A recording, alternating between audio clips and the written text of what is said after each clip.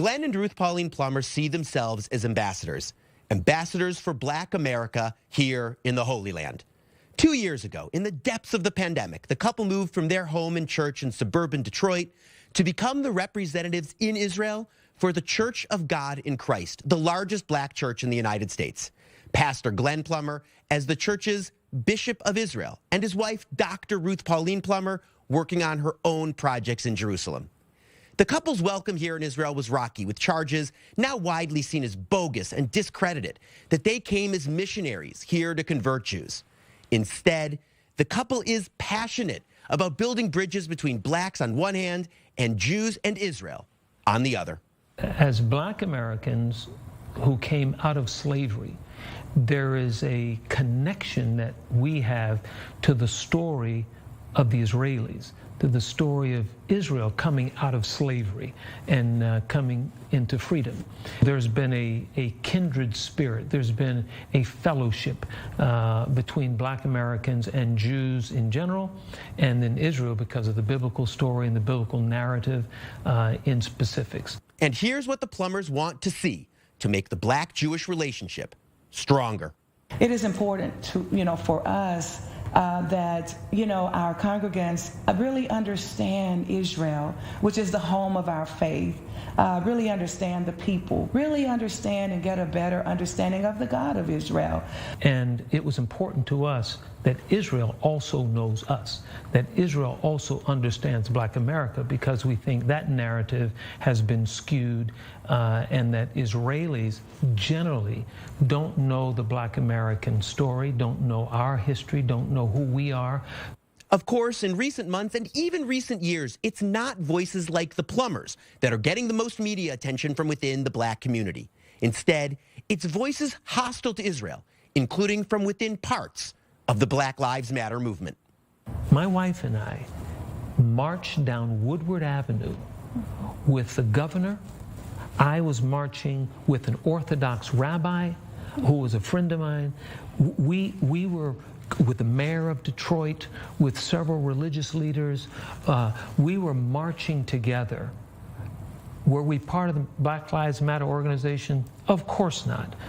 We find it to be rather offensive in some of the actual organization. There is a distinction between the motto or the quote, Black Lives Matter, versus the organization, Black Lives Matter.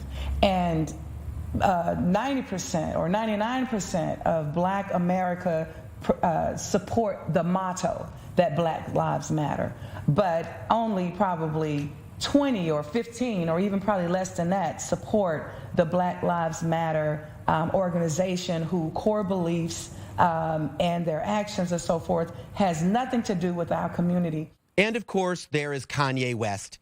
Here's Pastor Plummer's response to Kanye, stemming from what a delegation he brought to the Holy Land saw during their visit to Hebron.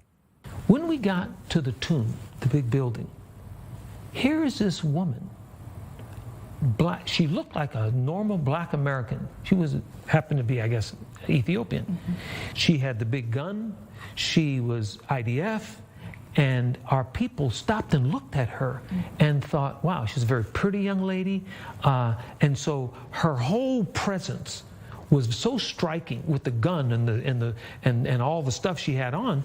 And all of our folks wanted to take pictures with her. And so our leaders were standing taking pictures with this young Black Ethiopian Israeli IDF soldier. Now I would say to Kanye, do you have her in your head when you're thinking of Jews? Do you have 150,000 Ethiopian Jews here? Do you have the Jews from India that just came here? Who are you talking about when you say Jews? And then there are the oddities, those strange bits of culture shock greeting an American couple moving to Israel, from the competitiveness on the roads to the kindness at the supermarket. What I found is driving, people don't want to let you in. It's almost like everybody feels like everybody has a right of way, and and I had to get used to it, and I'm still not used to it. Or I guess you can kind of look at me and tell she doesn't know what she wants, she can't speak our language, and everyone was so helpful, very helpful. I would try to explain, show pictures, and so someone would come up and who spoke English would begin to speak English for me, and then they would tell the person what I wanted, and they would stay with me for the whole time to make sure that I had what I want. But they wouldn't be the only one. It would be like 4 or 5 people that didn't know each other. Yeah. So it was this like gathering. So there's the view from the Plumbers, straight from their home in Jerusalem.